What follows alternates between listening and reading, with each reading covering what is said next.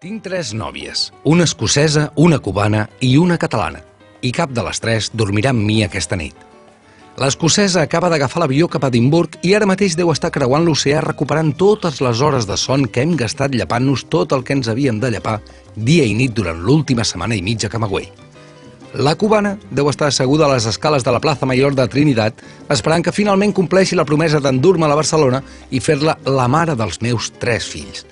I la catalana, l'Amanda, deu ser a l'autobús de camí a Remedios, on vam quedar que ens trobaríem després de fer la volta a Cuba cadascú pel seu compte i després, també, d'haver-nos donat carta blanca per enamorar-nos i embolicar-nos amb qui creguéssim convenient, per així, un cop retrobats, salvar el nostre amor malmès per la rutina.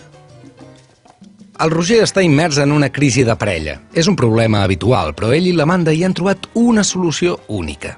Viatjar a Cuba i donar-se plena llibertat per gaudir l'illa per separat, retrobar-se al cap de 60 dies i replantejar-se el què, el com, el quan i el per què del sí o el no de la seva relació.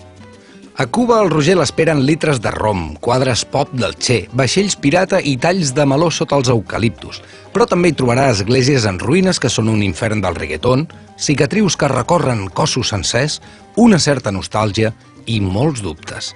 60 dies a Cuba seran suficients per prendre una decisió?